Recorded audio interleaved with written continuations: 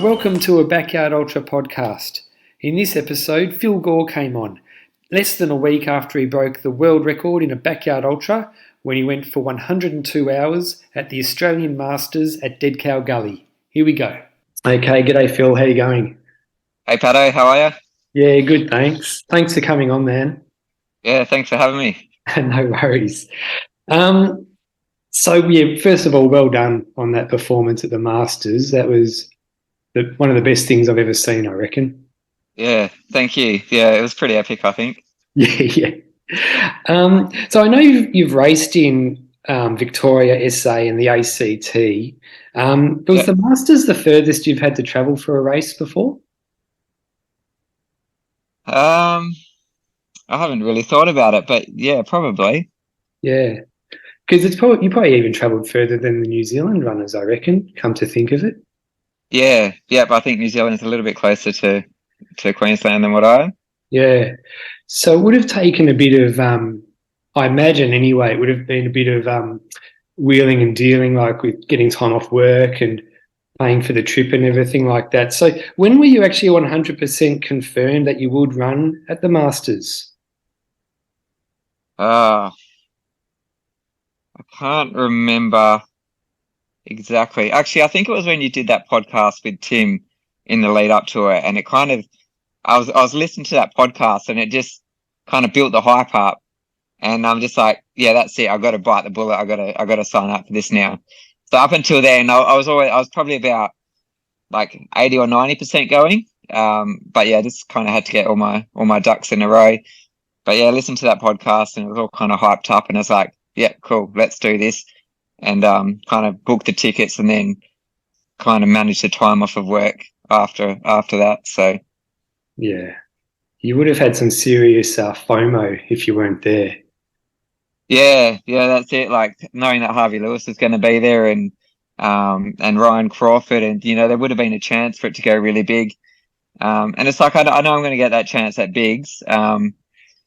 But I mean, this is probably a better course for it, I think. Not that I've seen Bigs, but from what I've heard, it's a pretty tough course. Yeah. And yeah, just being kind of in my home country and being a bit more familiar, I thought that'd be a better place to kind of go for a big total. Yeah. And there were a lot of similarities between the Masters and Bigs as well, because you've got the day and night course. Even the temperature, I had a look at Tennessee's temperature in October, and it's not even all that dissimilar to the conditions at the Masters, I reckon. Yeah, I think Tennessee is probably going to be a little bit warmer overnight. Yeah. But yeah, just kind of have to wait and see. Temperature is one of those funny things that it can vary a lot. So we won't really know until a few days out, I think. Yeah.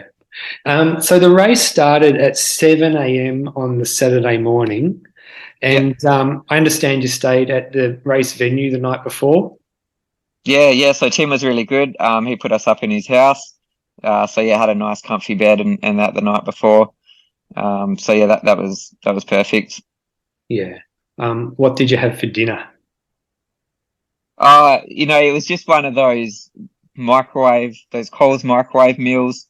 Like we had a full kitchen set up there, but I just wanted something that was just like no fuss. I didn't have to worry about cooking and cleaning. It was just like put it in the microwave and ready to go. And it's just something like that. That's the sort of stuff I'll have at work anyway. So I know that my body tolerates it fine, and we're not going to have any issues the next day with it.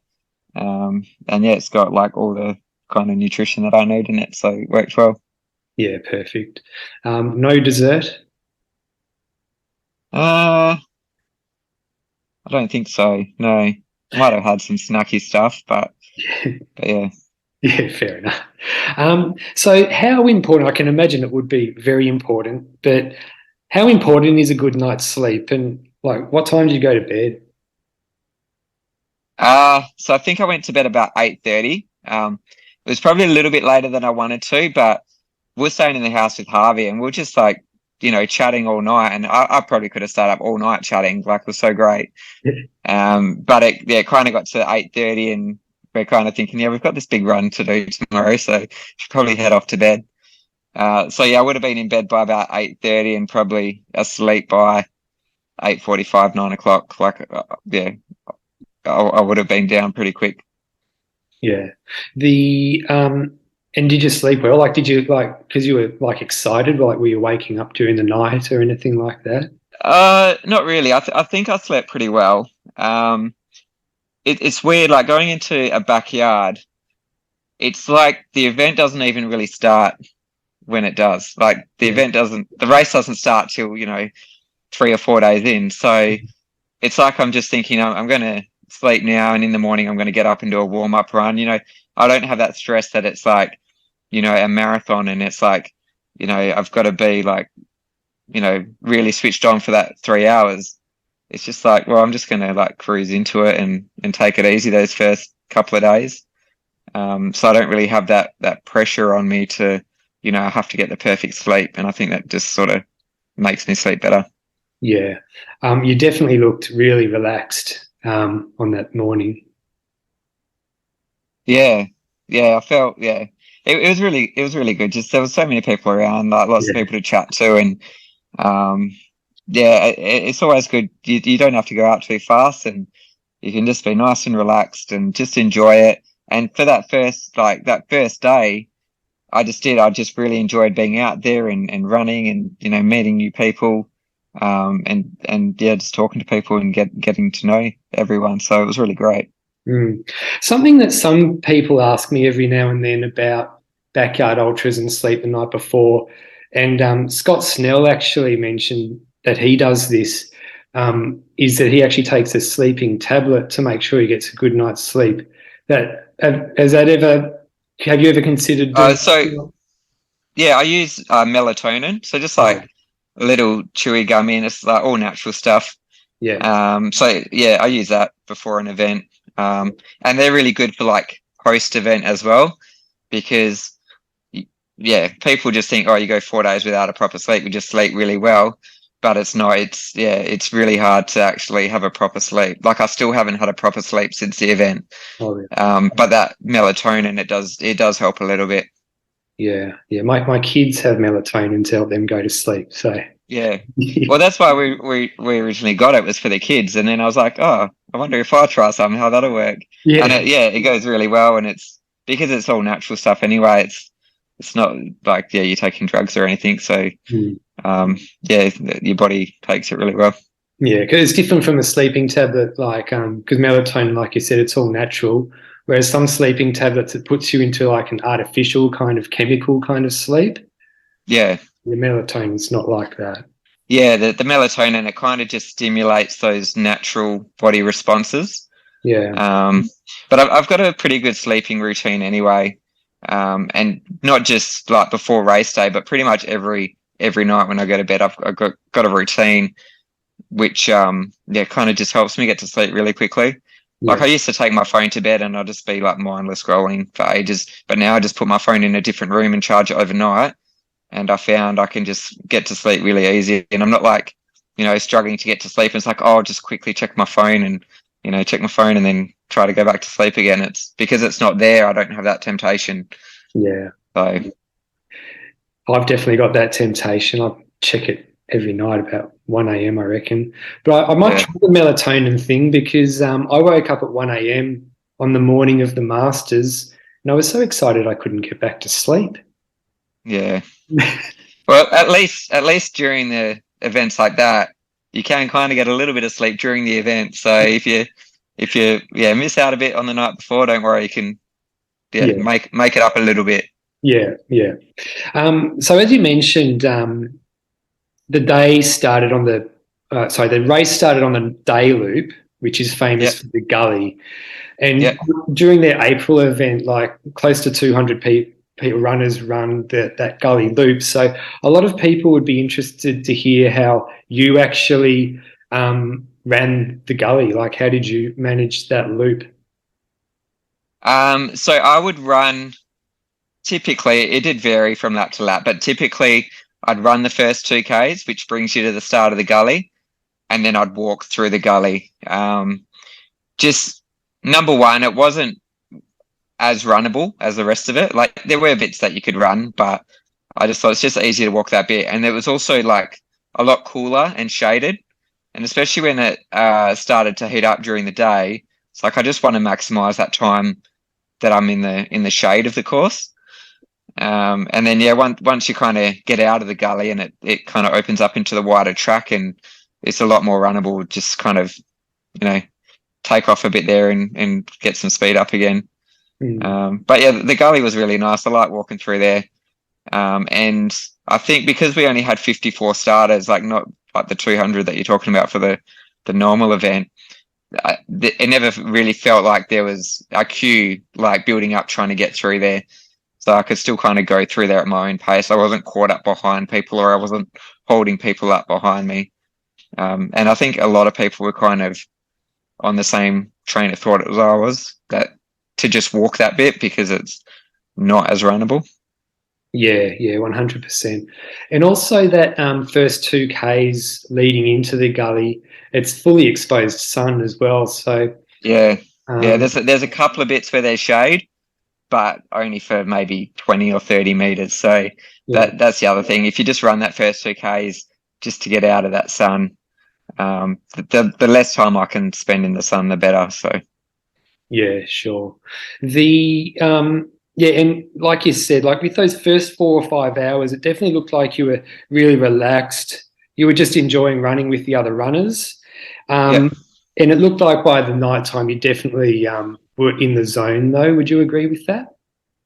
Yeah, so I have very distinct daytime and nighttime routines. Yeah. And I think it was just kind of having the two different courses just kind of emphasized those routines a bit more. And just being on the road, it was pretty much, I could run the whole way. And I like to do my night laps a bit quicker. So I'll try and do them in under 40 minutes, maybe as quick as 38 minutes. And that for me is just to maximize that sleep time. And also it was just so cold out there as well. If you're moving too slow, your body's not generating as much body heat and that cold's really, really getting to you. So I think even just going at a quicker pace to help that body warm up, just get through those cold laps. Yeah. I noticed that you were going pretty fast. Like I think sometimes I went past Walsh's Road the first time and you were just about to, or you were running up Walsh's Road when I was running past it. So yeah, you were going well. Did you run the day loop in a fairly consistent time, or did you vary the time on the day loop depending on circumstances? Yeah, it was pretty consistent. It was probably around the 48-minute mark. If I was going to have a shower, because I'd have a shower, I think by the third or fourth day loop, I was having a shower. That one was a quick lap. That was about 40 minutes. And then otherwise, just if I had like a bigger meal to eat, I'd probably do it in about 42, 43 minutes. But yeah, otherwise, I was coming in probably pretty consistently around the 48-minute mark. I remember on the first day, I think there was actually probably 4 or 5 laps in a row where they were all within 10 or 20 seconds of each other. Right. It was like between 48:30 and 48:50 or something like that. Yeah. And just like every lap come in and it's like, oh yeah, cool. That was a couple of seconds quicker than your last lap. And that wasn't intentionally planned that way. It just kind of happened. Yeah. You were just in the zone, I guess. Yeah, it's just probably that autopilot, just muscle memory. Yeah. So Tim Walsh, the race director, he definitely sent out a lot of comms to the runners to make sure that we were all aware how cold it would be at night time, because I think a lot of people thought, oh, it's in Queensland, it's not going to get cold. But it was definitely freezing. I reckon it was probably the coldest I've ever run in. Yeah, definitely. That first night especially. I think it got down to -2, but then feels like -4, or it was something ridiculous. Yeah. So I didn't make it past the first night, but were the other nights that cold? I think the second night was the worst. Really? And then I think the third night was better than the second and first.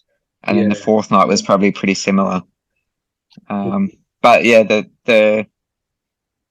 I actually ended up getting frostbite on my cheeks from those first couple of nights. Wow. It was like the only part of me that was exposed. Yeah.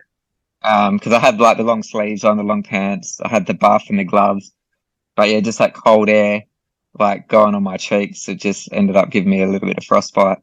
Yeah.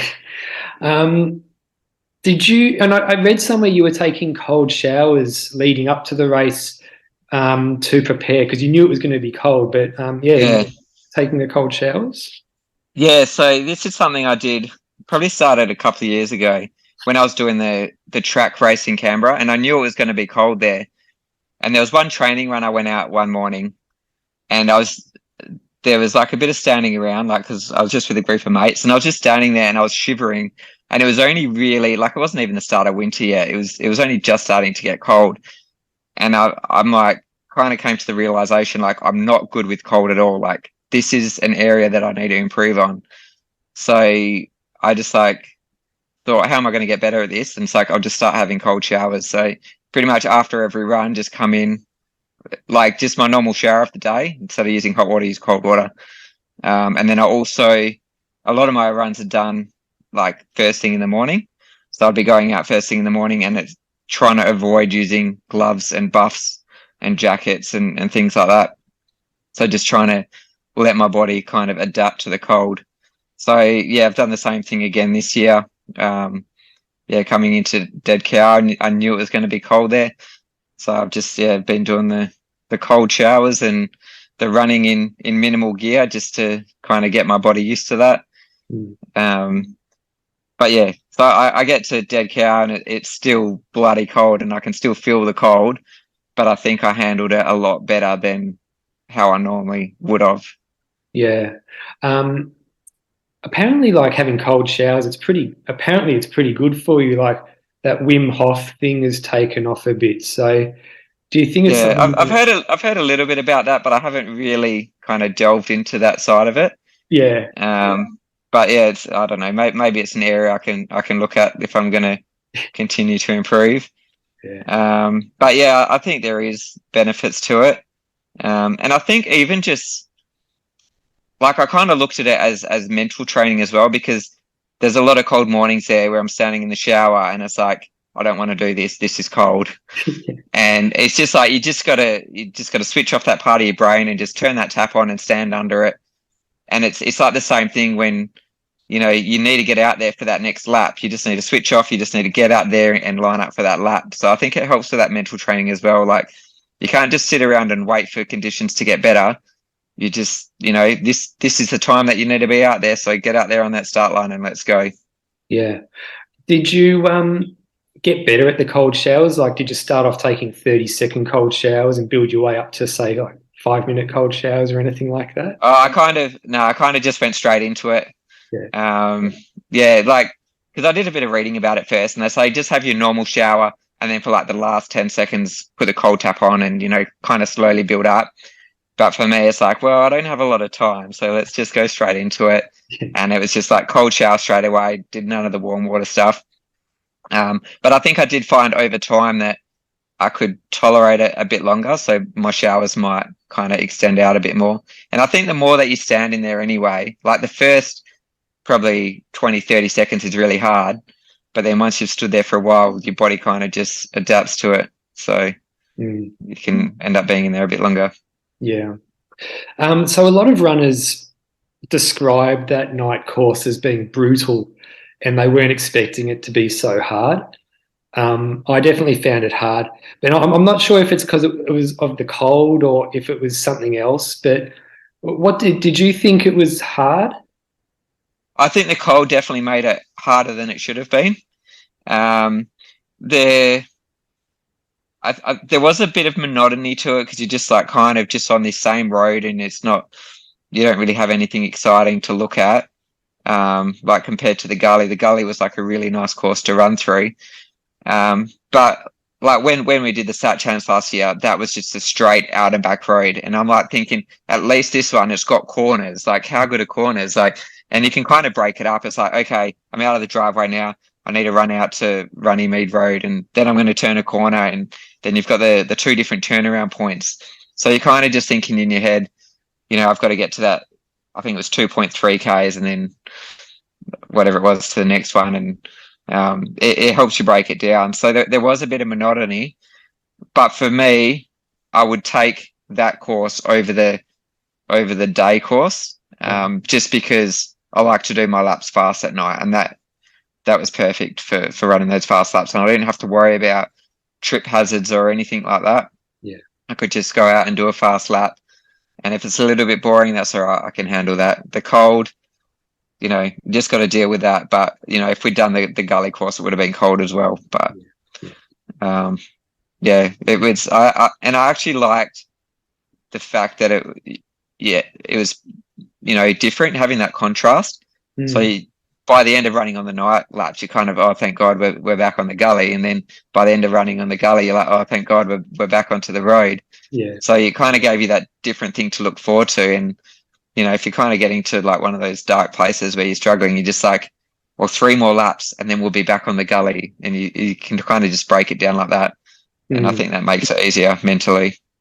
Yeah, and that's one of the reasons why they had brought in the day and night loop. Not only, because of that mental break it gives you, or the mental, I don't know what you call it, the mental advantage it could give you just to keep going.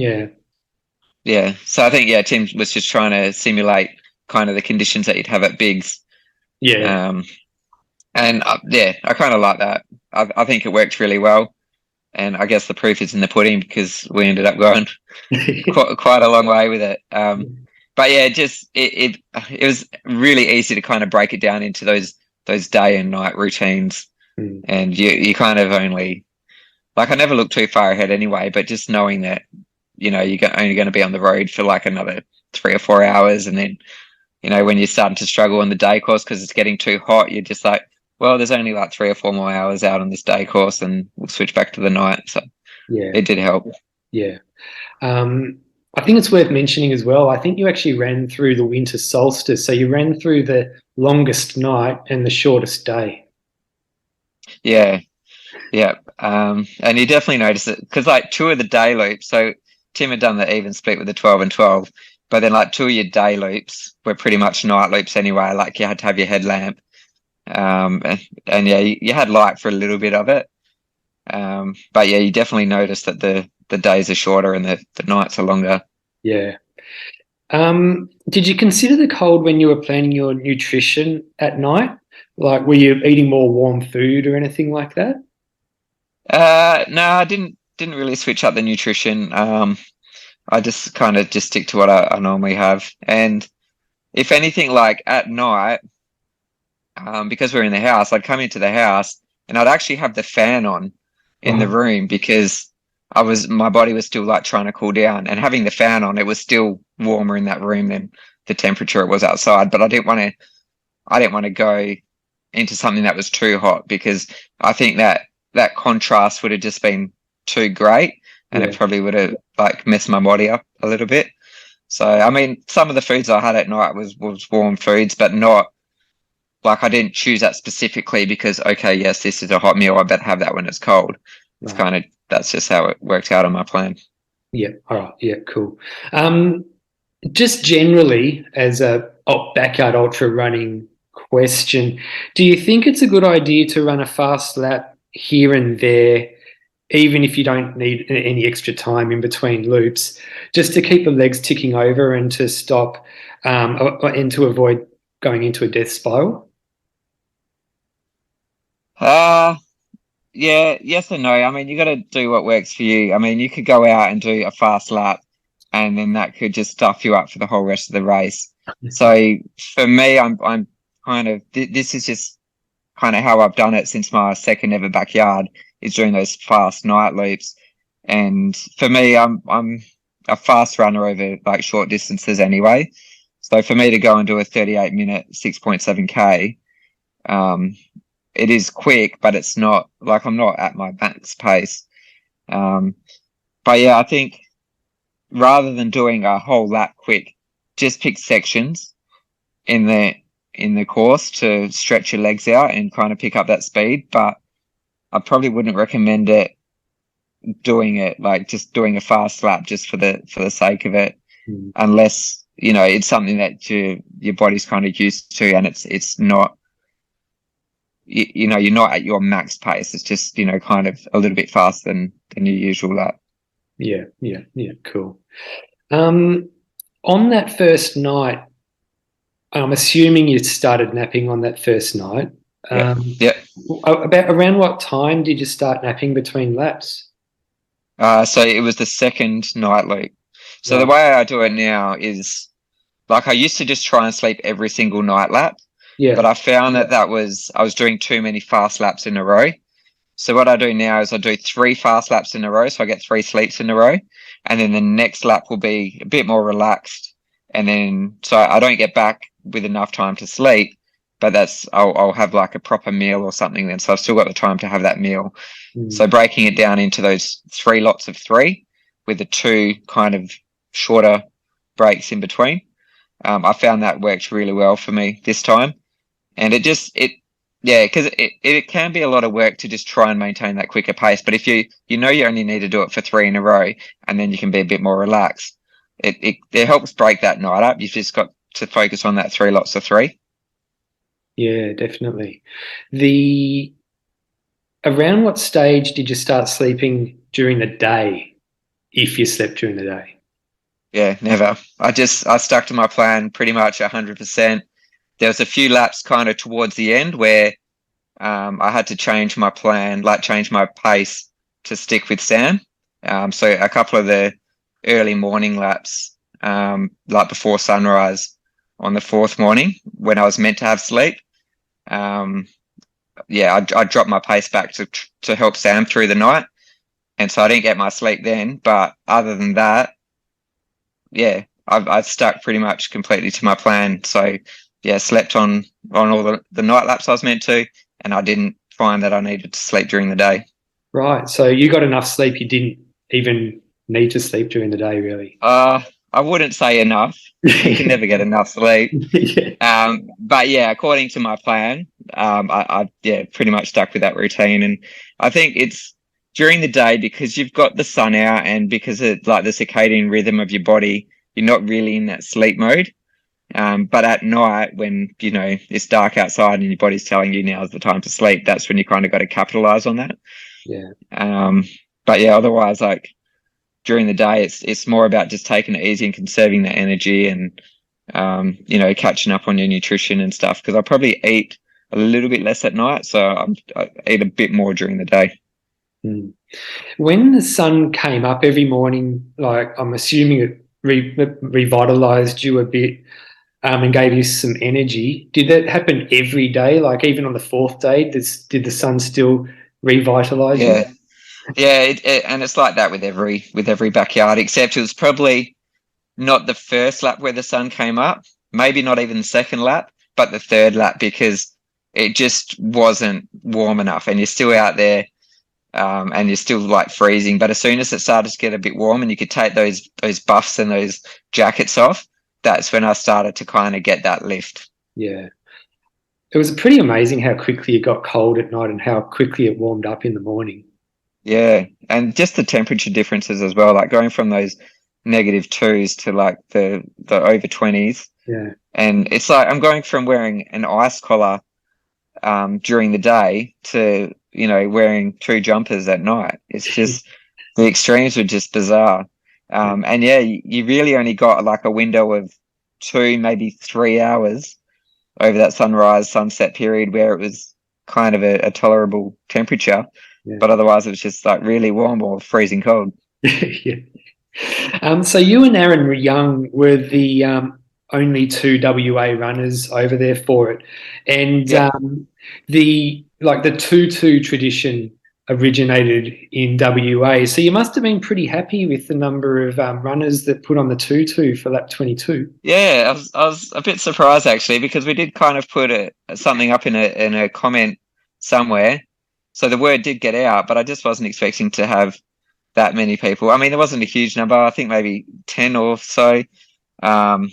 And we had a couple of spare 2-2s as well, so we was able to get Harvey Lewis in one, which was pretty cool. Yeah. But yeah, it's good to see that kind of people are taking notice, and it's just a fun little thing to do, and especially for those people that might struggle to get to 24 hours, but they have that as a goal. This is kind of just that little intermediate. It's like you just need to get to 22 because then you can wear the tutu. And then once they get to 22 and they've done that lap, it's like, well, hang on, there's only 2 more now to get to 24. So I think it can help people mentally from that point of view. Yeah. And I mean, it's unfortunate that it was still nighttime when it was lap 22 because the photo is pretty dark, but it's a pretty good photo for like those people to have their photo taken with everyone else in their tutus. Yeah. It is annoying when that 22 lap happens in the middle of the night. But yeah, like at Hurdy's, like it's happening at, I think, 2 in the afternoon. So, and you've got a lot of people around, and even like your spectators and your crews putting on tutus as well. And it's pretty amazing to see so many people in the tutus. Yeah. But yeah, at night, everyone's kind of, you don't have a lot of spectators and stuff at that time of night. And yeah, you can put the tutu on and you can kind of get a half decent photo at the start, but then no one sees the tutus after that because it's all dark. It's still a bit of fun though, still something to look forward to. Yeah. I was actually in the farmhouse when Harvey Lewis came in and took off his tutu, and he goes, "It's the first time I've ever worn a tutu." Yeah, it was pretty cool that he got on board with it. Yeah, because we're talking to him about it like a few laps before, and he didn't know anything about it. And it's like, "Oh, don't worry, we've got a spare tutu." And it's like, "Oh, that'd be awesome." Yeah. So yeah, we got him in one. So hopefully that's a tradition he can take back to the backyards in the US, and we'll see if it takes off there. But yeah, well, it's definitely starting to spread around a little bit. Yeah. So you're famous for liking a shower during backyard ultras as a way to freshen up and all that type of stuff. So were you able to utilize the shower at this race as much as you would have liked? Yeah, so I had on the schedule to have just one a day, and that worked out really well. I probably could have squeezed another one in there just before nighttime. But yeah, as it was, that one a day worked fine. And yeah, it was really great, like Tim opening up his house and having a proper shower. I didn't have to kind of, connect a hose to a tap and have an ad hoc thing.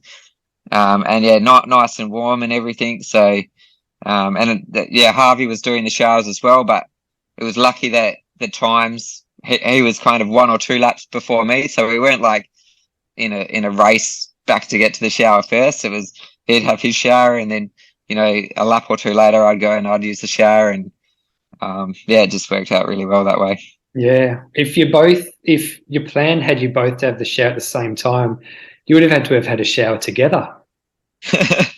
Yeah, maybe, or we'd just have a race and first one back gets it first. But I mean, there would have been enough time for us both to have one, I think. Yeah. I just don't like to kind of cut it too close. So I probably would have had a discussion with him, or if there was anyone else that wanted to use the shower at that time, kind of have a discussion to see if one of us can move the shower around on the plan or something, just to make it easier for both of us. Yeah, sure. So speaking to, whenever I've spoken to our other backyard ultra runners who go deep or consistently do above like 50, whatever, they tend to say that the first 48 hours is just a case of being patient, calm, and just getting through them as the race really starts after 48. So you kind of alluded to the fact before that you kind of feel the same way. But what were the first 48 hours like for you? Yeah, it definitely is a game of patience. So as I said before, like that first day was, really enjoyable. Just was chatting with lots of people. And just taking in like the beauty of the course, and it's like I never really try to get too ahead of myself. So I don't start at the start line thinking, oh, I've still got another 75 to 100 hours ahead of me. Like I'm just only ever thinking like a few laps ahead. So I'll come in and talk to my crew, and they're like, okay, your next lap you're running at this pace, you're going to have this to eat. And, that's all I'm kind of thinking about. I might be thinking, I've got 3 laps left until sunset, or, might think that far ahead, but really I'm not thinking about what's happening the next day or on the 3rd day or 4th day. It's like that'll come when it comes. All I need to do is follow my process. I just need to, look at what the plan says for this lap and just do that. And then if I keep doing that, eventually, I'll get to those points of my plan where it's 75 hours or 100 hours or whatever it is. Mm.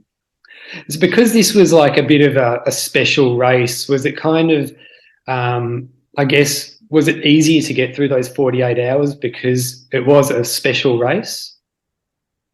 Oh, you mean like just because I knew it was probably going to go pretty deep? Yeah, because you knew it was going to go deep, and because it was the Masters, you have all these new runners you haven't raced against, Yeah. a high quality field of runners as well. It was Yeah. Yeah, and I guess it was because like a lot of the backyards I've done have been in Perth, and it's like talking to a lot of the same people. So this was a chance to actually get to meet new people. Like I had a great time running with Akana and talking with her for ages. Yeah. She's someone you should get on the podcast as well. She's got some really great stories to tell. Yeah. And getting to know her better and, get to run a few laps with you and, chat with you kind of outside the podcast and, outside Messenger. Just good to kind of chat in person. Yeah.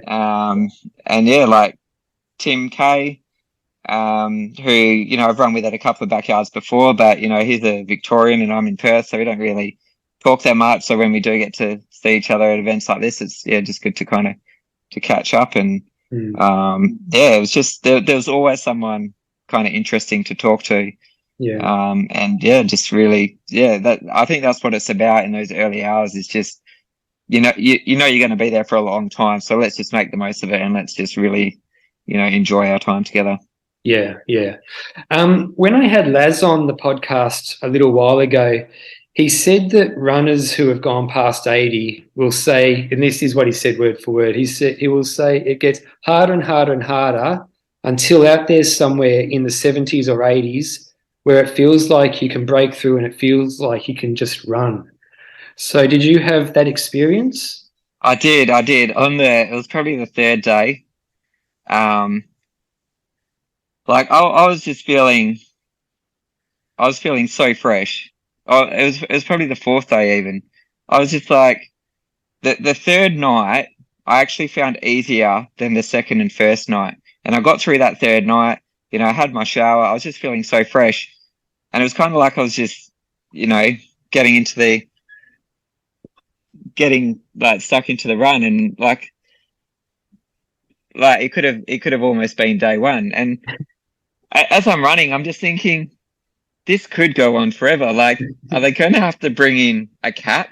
Are they going to have to say, right, we can't have backyards go past 5 days. If you get to 5 days, that's it. We call it quits. And I'm just like, because the way I feel now, I just feel like I could keep going and going. And like I was feeling like it was day one. I'm like, well, so if I get through the fourth night and, go and have my shower and feel refreshed again, am I still going to feel like it's, back on day one and I'm going to keep going again? So it's, I think things can take a turn pretty quickly though. But I think it got to the point where like physically and mentally, I was just, going through the motions and I was just able to keep going and going. And I thought the thing that's going to limit me here is an injury. I think everything else, I feel like I can keep going. But if there's an injury or some sort of medical emergency, that's what's going to be, that stops me. Yeah. And so did that last till the end of the race or was it just like for 5 hours or? Yeah, it kind of gets a bit tough through the night. Yeah. But just when you get to the next day and, the sun's up again and it starts to warm up, you just kind of get that feeling again, like, we can just keep going. And, you get to the night and the night's going to be tough, but you just think, well, I know if I can get through the night, then it's just going to be, I'm going to have that easy through the day again. Yeah. Do you know if the other runners felt the same way or did it look like they felt the same way? I don't know. I mean, Sam and Harvey, they did look pretty strong throughout most of it, but towards the end, you notice little signs of weakness. But I mean, they still seem to be running pretty strong. But just little things like when they're on the start line and they're a bit hunched over, or their crew's helping them back to their tent. Just little things like that. You think, oh, maybe they're starting to show signs of weakness, but otherwise they were running pretty strong. So yeah. Were you paying much attention to milestones and things like that while you're out there? a little bit. Like I haven't written down on my plan. Like I knew when um when the Australian record was, and the American record. So I know when they're coming up, and I also had a list of like the top 10 in the world. So I was kind of like picking them off as we got through the list, and I'm like, oh, cool, yeah, top 9 now. I'm top 7. But it's not, it's not something I kind of have as a goal. Like I have to get to this point. It's just kind of like a nice to know. Like when I'm going out on that lap, my crew's like, can just tell me, oh yeah, you finished this lap, you'll be top 7. And it's like, it's kind of a nice to know, but it's not like that's what I'm there for, or anything like that. Yeah, I guess it's something to keep you mentally stimulated a little bit as well. Yeah, just having those little wins, and yeah. Have you heard from Laz since you broke the record? No, haven't heard anything. I mean, he's put a post up on Facebook, but yeah, nothing really specific. Just saying that we've got like 4 people that have done over 100 now, but nothing really specific from Laz saying anything. So fair enough. Yeah. So I heard you mention that that you sent Gabby, your nutritionist, a couple of messages during the event, just with nutrition questions. So did you have to make many adjustments during the race, or? No, my plan was pretty solid. So we had Gabby as part of our crew, as in like we had a chat group between myself and my crew that was there, and then we had Gabby in as well. And what we do is, because my plan has got like 12 hours per page, so at the end of each page, which was pretty much at the end of the night or at the end of the day, we'd just take a photo of that and we'd send it through to her. And so she'd have a look. And I mean, most of the times things were just going really well. There might have been like a couple of little things, like I didn't eat that gel there, or I struggled to eat the potato, or something like that. And yeah, just if I had kind of any sort of little niggles or anything like that, anything to do with like hydration, kind of just send her a little query in the chat group saying, this is what's happening, any, just sort of troubleshooting things, and, she might get back to us with some advice. But she was really good. She was, kind of at all hours. She was there on the phone, and, the nutrition plan that she'd done in advance, it was just, as I said, I only had to vary from it a couple of times. But otherwise, every time I come in, I'd eat exactly what I needed. And I think, that's what really helped me get through. And I kind of had that sustained energy levels throughout. So she's awesome, isn't she? Like, so knowledgeable, and you can tell she's really into backyard ultras too. Yeah. And she's learned a lot. So before working with, I think I was probably, I mean, she can correct me on this if I'm wrong, but I probably was one of her first sort of clients in that backyard space.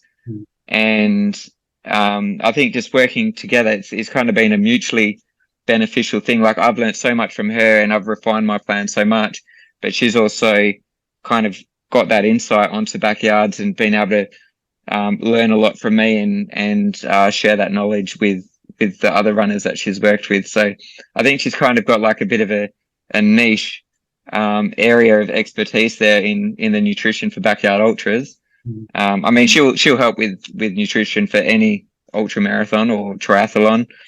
But I think she's probably unique in the aspect that she knows the kind of intricate workings of the backyard. Yeah. I know Tim Kay is one of her clients as well, and he told me that she's helped him a lot too. And I think he said, he told me one of the major contributing factors to him finishing down under 135 was her advice, her nutrition advice. Yeah. So I had a good chat with Tim when we were out there, and I don't know if you were watching Hurdies or saw him at the end of Hurdies, but how he looked at like lap 48, he was just all over the place. He was shocking.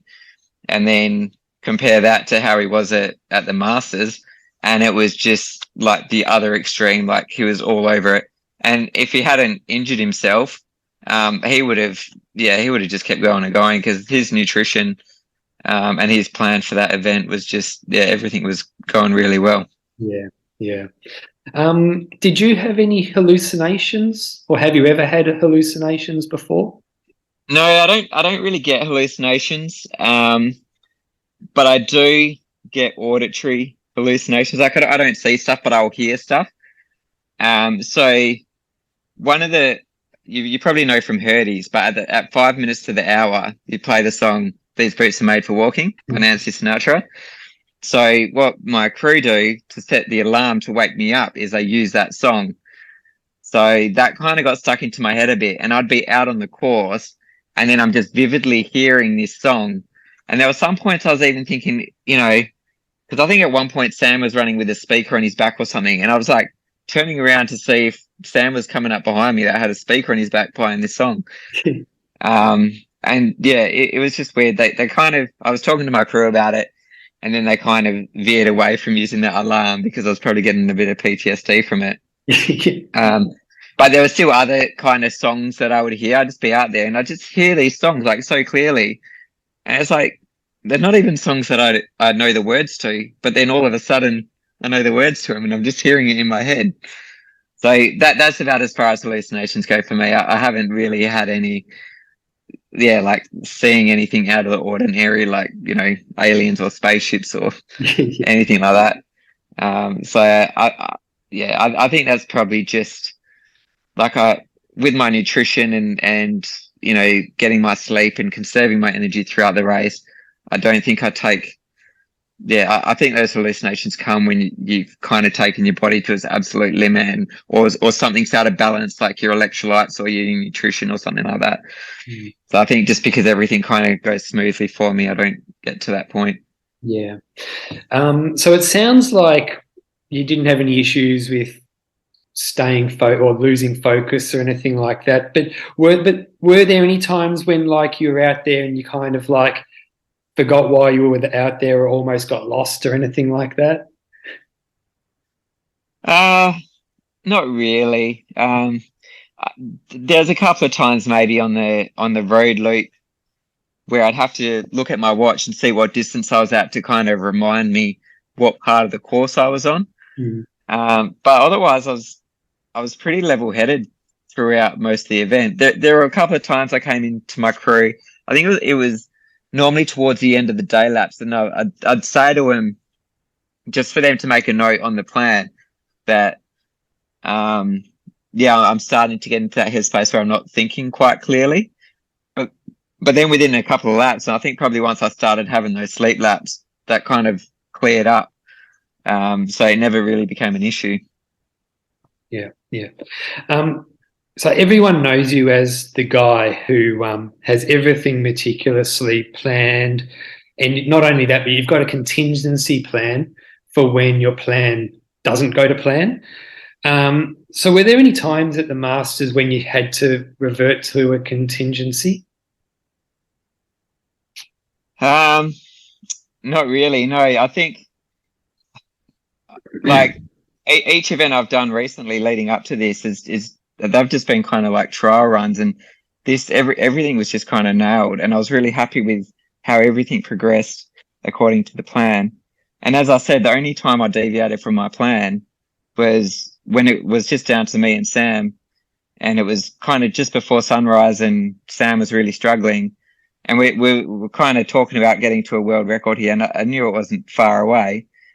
And I'm like, well, if I drop back and I run with him and help him get through the night, then that's going to give us that chance to get to the world record. But it was just those 2 laps. And then he started running on his own again once the sun was up, until he, kind of ran into distress those couple of laps before the record. And then I just dropped back to run with him again as a matter of safety to make sure he was all right getting around on the loop. But besides kind of that pointy end, like just followed my plan to the letter pretty much, and I was really happy with how it all went. And I think that's just a result of pretty much all the backyards I've done up until this point, and just refining that process and that plan each time, and coming up with this plan that I have now. And this will probably be the same thing that I'll use going into bigs. I mean, there's a couple of little tweaks that I'll make to it, based on how the Masters went. But otherwise, it's going to be very, very similar. Yeah. Well, it definitely worked. Yeah. Yeah, I was happy with it.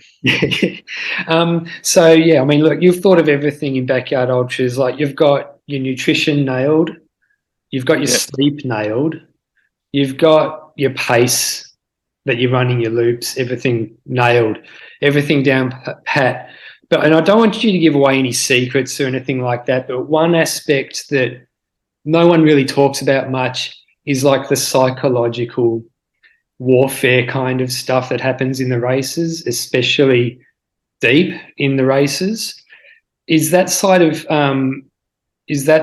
Backyard Ultras something that you've also given much thought to? Yeah, and I've kind of had that happen in races. The mind games start, and but for me, it just comes back to following that plan. Just focus on what I'm doing. If the other runners are coming in looking really fresh, or however they're looking, I just don't read into it. I just, what do I have to do? Okay, my next lap is saying I'm running at 48 minutes, so let's go out and do a 48-minute lap. But if they come in and they're looking shattered and they're looking like they haven't got much left in them, still in my head, I'm thinking, well, it could still go on a while. So let's just stick to this plan. Let's just take it lap by lap. And even up to like that very last lap where it's like, you kind of know 99% this is going to be the last lap. You still follow that process. You're still, giving your lap times to your crew to write down, and you're still getting that food ready. And because, it's not over till it's over. So I never try to get into that headspace of thinking, oh, they're looking pretty shattered. This could be over soon. But also on the other side, I don't look at it like, oh, they're looking really fresh. They look like they could go on forever, and try, and get overwhelmed with thinking, I can't just keep going because they just look unstoppable. As long as you focus on your own race and follow your own plan, then you can only do the best that you can do. And what anyone else does, that's irrelevant. Yeah. Because I was thinking that you looked strong, like all through it. Like you were first in the corral every loop that I saw. Yeah. That's just because I'm always scared of missing that bell. Because I'll set my alarm. I set my alarm for like 4 minutes before, and then there's stuff I need to get ready, like put my jumper and gloves on, and come out to the door. And then it's like, oh, I still got a couple of minutes, and so I might stand there for an extra minute, and then, but when the last whistle blows for the 1 minute remaining, it's like I've got to get out there. Like, I don't want to get out of a backyard just because I've missed the cutoff by like 2 seconds. So yeah, that's just me being impatient and wanting to cover all my bases. Yeah. When did you start thinking about hitting the 100-yard milestone? Probably once we got into that 5th day, getting through that night, I thought the 96 was kind of the next milestone I was looking at, because that's the 4 solid days. And that was the time that kind of Sam was faltering a bit as well. So I was running with him for that bit.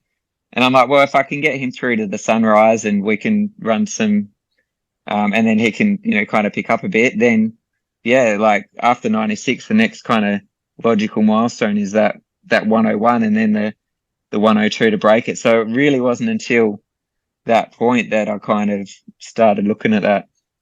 Yeah. When you were in the 90s, was it were they taking forever? You know what? I think the deeper you go, the quicker it takes. Like the first 10 hours can take forever, but then like from 80 to 90, that can just be over like super quick. So yeah, and I think the further you go, the more like you lose concept of time and stuff like that. So I think it actually goes a lot quicker. And when you're thinking, yeah, so we got through to like 96, and then you're thinking the record's only, what was it, 5 laps away? Like 5 laps just, it feels like nothing. Yeah. But at the start of a backyard, and for a lot of people who are new to backyards, like 5 laps can feel like astronomical. Yeah. But yeah, by the time you get to that point, you just, oh yeah, cool, another 5 laps. Like, what's another 5 laps when you've already done like 95? It's, yeah. So a lot of people listening would know that the previous Backyard Ultra World Record was shared by Ivo and Maren from Belgium. And when they stopped together at 101 yards at the SAT Champs, some people said that they liked it, that they stopped together, and other people said, I would have liked it if they kept going till there was an eventual winner. Now, I know that you're not just a really good backyard ultra runner or a really good runner, but you actually follow backyard ultras pretty closely, and you are a backyard ultra connoisseur. So I was wondering if do you remember how you felt about it when they stopped together? Yeah, so I'd woken up because I was in the same event, obviously the one in Australia though, and so I'd finished like 2 nights before. And yeah, so I'd woken up in the middle of the night. It would have been like 3 or 4 in the morning, and I saw that both stops, and I was kind of a bit shocked. And I'm kind of in two minds about it. Like, I think that was cool because they were like the first 2 people to get to 100 and to break 100, and they'd kind of just done that as that team effort and had that goal, and they're just like they're both agreeing to stop together. I thought it was kind of cool, but then on the other hand, I'm like, the in the spirit of the backyard, it's to just keep going until you can't anymore. So, I mean, we'll never know how far they could have kept going. I mean, maybe they were at their limit and they both just decided, no, this is it. We'll just both call it at the same time. But no, I reckon they had a lot more in them, and it would have been really interesting to see how much further they could have gone because, yeah, no doubt, they might be kicking themselves now thinking, oh, we probably should have, we had another 10 laps in us. We should have kept going to 110 or something like that. But yeah,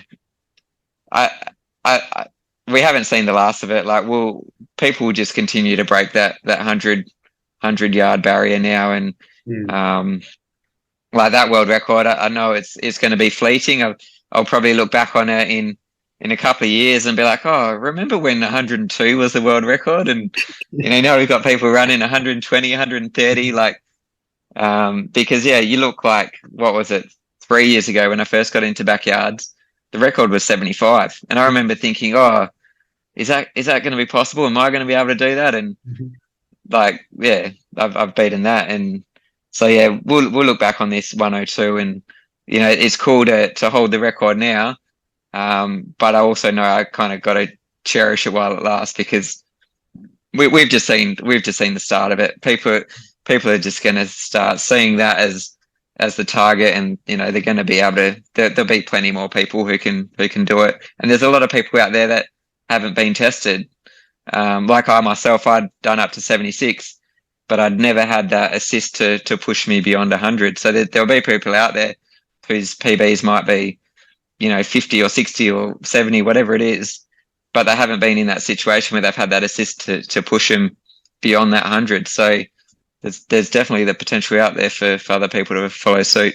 Yeah, sure. During the race, when you were getting close to the 100-yard milestone, I was getting a few messages saying, like, from people like asking me if I thought that you would both stop together once you like hit 101 or 102, but I said no, one of them will keep going till the finish. But did it ever cross your mind that you might stop together? Not really. I think we are both very stubborn. We're both there to win it, and yeah, and like I said, I think the spirit of the backyard is to just keep going until there's only that one person left. Yeah. Yeah, I don't think there would have been a situation where we would have just gone, no, let's just both tap out together. Because I think, yeah, we're both very stubborn. We both wanted to keep going. So, yeah. Yeah. And talking about Sam, he talked a big game leading into this race. And it was Yeah. obvious just by looking at his previous results that he was a good runner and he was going to do really well. But during the race, when did you realise that this guy is actually the real deal? Um, I don't think I ever really underestimated him. Because yeah, I knew he'd had those wins in New Zealand, and he was kind of hadn't really been tested. So he even though his PB wasn't that high, like I could tell that he was pretty driven. And I've always said like anyone can win a backyard if they really want to, and he definitely had that drive there to want to do it. Um, but yeah, I don't know. It is a big leap from what was he in the 40s, 46 or something to get to 100. Yeah. Um, so I'd say that probably surprised me a little bit that he got that far. Um, but yeah, at the same time, he just hadn't been in that situation where he'd had that person to run with him. So Yeah. I was thinking, like, going into the race, I told some people I thought Sam Harvey was the X factor because you didn't really, you knew he was good, but you didn't know how good. But what did you think when he ran his first lap in 26 minutes? it's just a bit of a flex for him. I think I thought it was he's going to do what he wants to do. There's no prizes for the fastest lap or anything. So for me, it's all about sticking to the plan and conserving the energy from day one. Yeah. But if that's his sort of thing he wants to do as his warm up, then good on him. Yeah, fair enough. So you not only lifted your backyard ultra game to a whole new level at the Masters, but I reckon you lifted your fashion game as well. Like that light blue jacket with the puffer vest on top. Oh, that was the best. So that's from Uglo, Right. and that was for the night laps. That was so handy. Just that it's got like a puffer lining in it, so it just kept my core really warm. And then just like even the little things like the pockets and stuff it had on it, it meant I could carry my drink bottle in the jacket, and I didn't have to wear my shorts, which meant I could wear some warmer track pants instead. And I really like that jacket. I might even see if I can get a second one because it's just so handy to have. So it's Uglo. Is it, where can I get one? I want to Uglo. get one myself. Tribe and Trail in Mayland. So Yep. yeah, they'll do delivery for you as well. Obviously you're not in Perth. But yeah, that's where I got it from, and yeah, it's such a great jacket. Yeah, it looked cool too. Yeah. It's funny. Jen was saying like, the first time that I wore it, it was at Light Horse, and she would see me coming, and she'd think, "Oh no, that's not Phil, because Phil doesn't wear a vest." Because she's saying it looks like I had a vest on. But yeah, once she got used to it, she's like, "Oh yeah, okay, that's Phil coming." Yeah. So if anyone was doubting 100 yards would be reached at Biggs, I don't think that they'll be doubting it anymore. Yeah, I mean it's still a different course. You've got the fact that you can only have one crew. The conditions aren't going to be as favorable. Like Tim had kind of lined everything up at Dead Cow Gully to just be perfect. He'd opened up his house to people so they could go in and use the kitchen and shower and toilet and all of that. So not having that at Biggs is going to make a difference, I think. 100 is going to be possible to get to, but I don't think it's going to be as easy as not that it was easy, but it's not going to be the same as getting to 100 at Dead Cow. And even like from what I hear, the Belgians had their course pretty much set up for a record. So it is yeah. I'm interested to see how far it can go. I'm not writing off that it won't get to 100, but it's just going to be a lot harder to get there, I think. Yeah, I saw Evo posted on Strava and Instagram. It's fired him up. It's given him some extra motivation. Yeah, the record's been broken. Yeah, well, that's good. I've been looking forward to running with them at Biggs. Yeah. So yeah, I don't know how I'll be received now that I took the record from him, but yeah, the records are there to be broken anyway, it'll be really good if I'd like to run against these Belgians and see how well I can go against them. And if they can beat me and take the record, then props to them. Yeah. I never kind of as I said, the world record, it's nice to have, but I understand that it's fleeting, and I'm going to have to work bloody hard to keep it. Mm. And we'll just kind of see what happens at Bigs, I guess. Yeah, it's pretty cool that when Bigs comes around, where there's so many amazing runners, you're going to be the world record holder amongst all those runners. Yeah, going in there as the number one ranked runner is like, I don't go in there thinking that I'm better than anyone else. I think, as I said before, there's people that haven't been tested, that their assists that they've had haven't been able to push them that far. So I'm not going to go in there being all cocky that I've got this world record. It's still anyone's game, and I just love the backyard. I love competing in it, and I love seeing what people are capable of. So if there can be like a few more people there that can get over 100 and beat my record, and hopefully I'm still up there with them. But if not, it'll still be really exciting to see those boundaries pushed. So I reckon that Oriol bloke from Spain who won Suffolk Backyard Ultra, he looks like someone who could go 100 yards, I reckon. Yeah, definitely. Do you know how the marquee position is allocated at Bigs? Do you know if, like, because you're like the number one runner, like, do you get first pick? I've got no idea how that works. It would be nice. But From what I've heard, you get one marquee for, like, you got to share with someone, so one per two runners. Yeah. And then as the field kind of thins out, you can move things around. But doesn't matter wherever I'm set up. That's just what I have to work with. But I think you have a marquee set up, but then you also get like a chair in that closer to the start line. Yeah. So if my marquee is far away, it's just going to mean more walking up and down for my crew, because I don't have to really move too far from that start finish line if I don't want to. Yeah. How was the flight home from the Masters? Like, were you cramping up? It was horrible. I hated it. My feet were swollen. I was really lucky. I got into the physio like just before I got on the flight.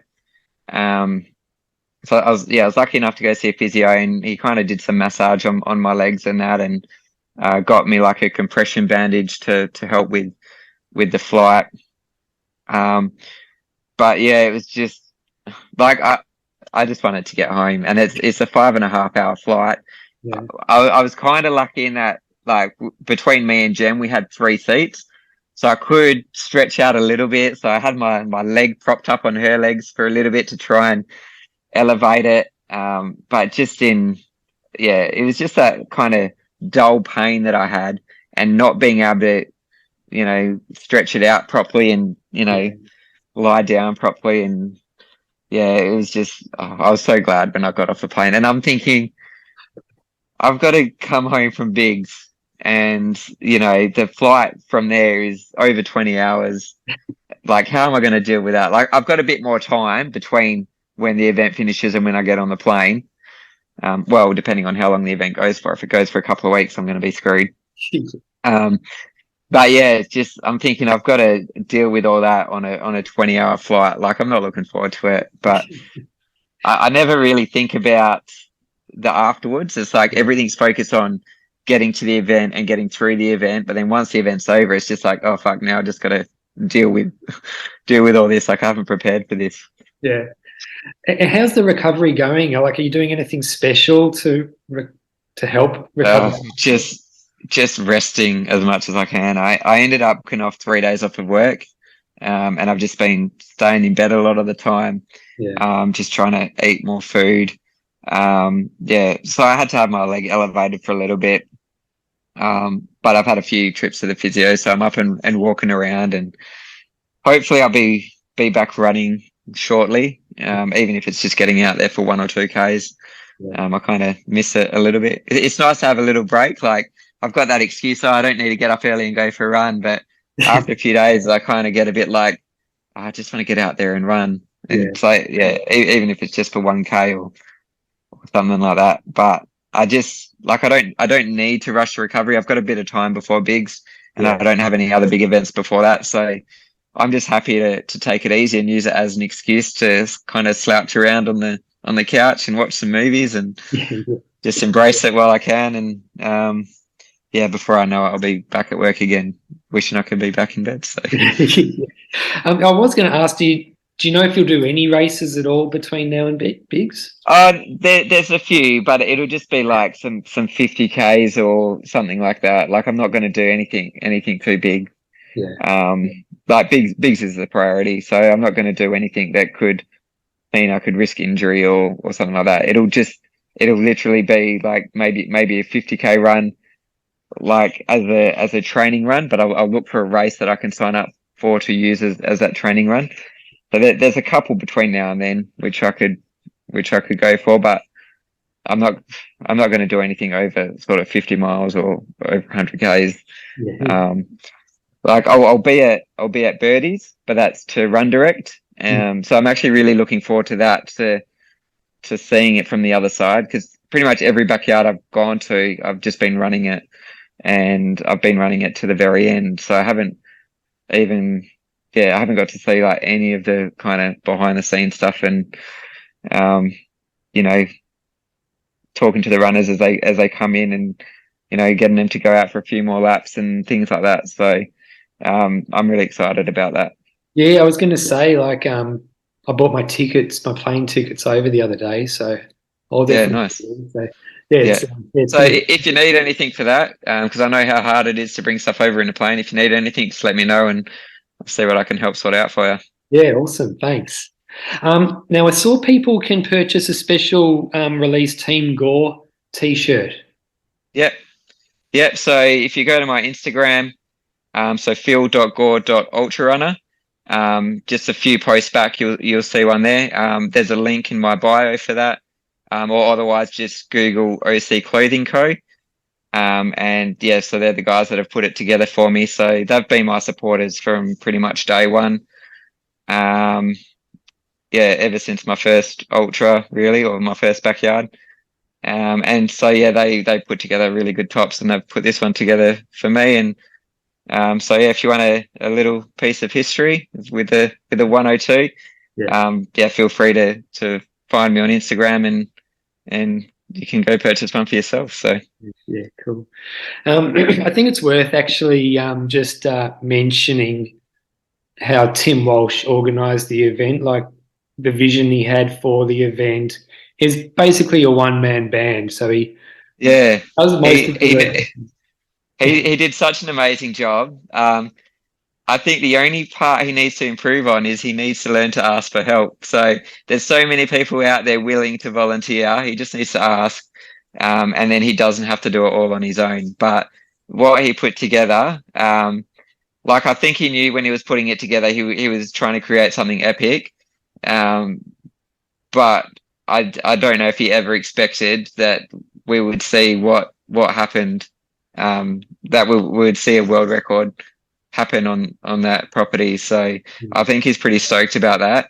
Yeah. And he's just done a fantastic job, and just in the lead up to it as well, just with him communicating with me, like anything that he could do to kind of make it easier for me, like coming over there from WA and things like that, he was like more than willing to help me out with. So yeah, it's done an incredible job.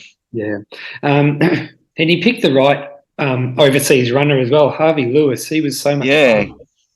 Yeah, like he's not just a great runner, he's just a great person to talk to. And like as I said before, like stayed in the house with him on the Friday night, and we just stayed up like talking, and his crew Sam as well. It's just great talking to him, and even though we live on like different sides of the globe, we still have a lot in common, and it was just great sharing stories. And just he was going out and making an effort to learn everybody's name, and chatting with people on different laps, and even on the night laps, he he got like a little group together that was, running 7 minutes on, 3 minutes off, and helping these guys get through the night. And here I am, I'm just running off on my own, doing my own thing. And, he's getting everyone together and helping them all out. And Yeah. he's just got such a great personality. He's such a positive person. And he's there for the love of the sport, for the love of running.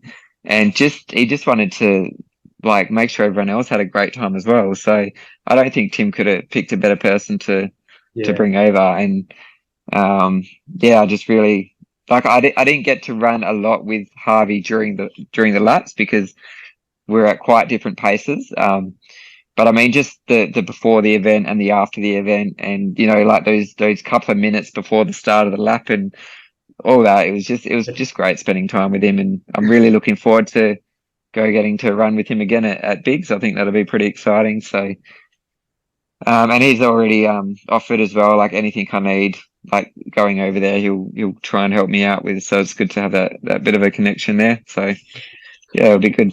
I actually thought because he had Badwater so soon after the Masters, I didn't realise it was so close. Yeah, I thought to myself, well, maybe he'll put a cap of 50 or 60 yards, but he gave everything. He was in there. He was in the win.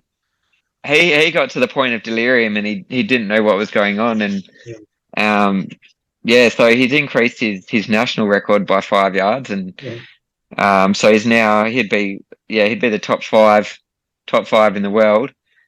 But yeah, I wonder, like I never really chatted to him about this afterwards, but I wonder if he was expecting that the Aussies and the Kiwis would be that tough. And if he might have been thinking to come over and he'll be able to run it and run his easy 85 yards and win it.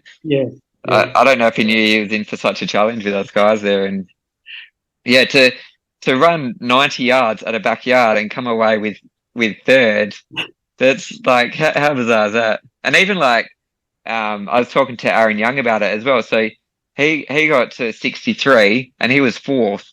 Like he doesn't even get a look in, but 63 at any other backyard in Australia, that would have been an easy win. But he's just there with us guys, with me and with Harvey and Sam, and so he gets 63 and walks away with fourth. So it just goes to show the caliber of the athletes at that event. It was pretty amazing to be a part of. Yeah, it's awesome. Thanks again, Phil, for coming on. Thanks for having me. Congratulations on the record.